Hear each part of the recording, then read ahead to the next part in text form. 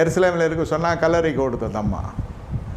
அது ஓடினது இல்லாத குடும்பமான வரைக்கும் எல்லாரையும் ஜனங்களையும் ஓட வச்சுது. அது எல்லாருக்கும் ஒரு உணர்ச்சி வசப்பட்டு ஓடுறது. இதெல்லாம் கல்லறைக்கு போய் அவர் இல்லைன்றது நமக்கு தெரிஞ்ச விஷயம் தானே. அவர் இருக்கக்கூடாது என்பது தான் தேவ சித்தம். அதையும் அவர் வெளிப்படுத்தினார்.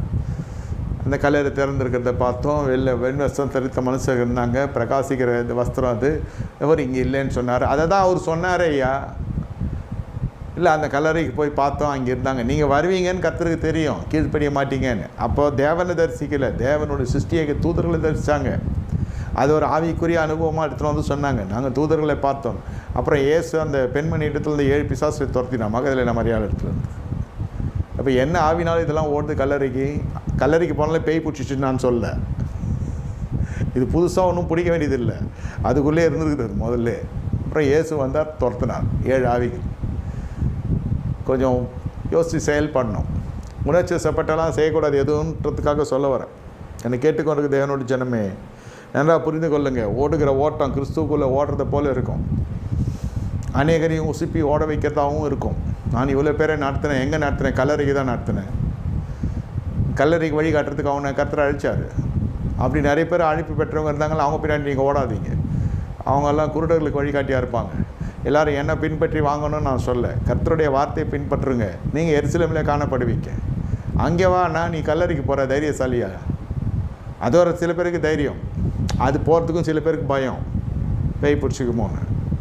அதனால் பயந்தாங்கொல்லிக்கு மத்தியிலே பயங்கரமாக விடிய காலையே இல்லை, இதெல்லாம் நல்லா விடிஞ்சோன்னே போகிறது. இதெல்லாம் கல்லறைக்கு போய் சத்தனை யோசித்து பார்த்துன்னு உட்காந்துருக்கிறது. இது யார் செஞ்சாலும் இது தவறு தான். என்ன பெருந்திரள் செஞ்சாலும் தவறு தான். நல்லா புரிந்து கொள்ளுங்கள். எருசலேமுக்கு போங்க, வாக்குத்தத்தம் செய்யப்பட்டு தேற்றவான் வர்றாரு, பரிசுத்தாய் பெற்றுக்கொள்வீங்க. அங்கே போங்கன்னு சொன்னால் இங்கே வந்து உட்காந்து கண்ணீர் விட்டுட்டு இல்லை உணர்ச்சி வசப்பட்டுட்டு அவனை ஓட வைக்கிறது, இவனை ஓட வைக்கிறது, அதை பார்த்தேன்றது, இதை பார்த்தேன்றது தேவையில்லாத பயணங்கள்.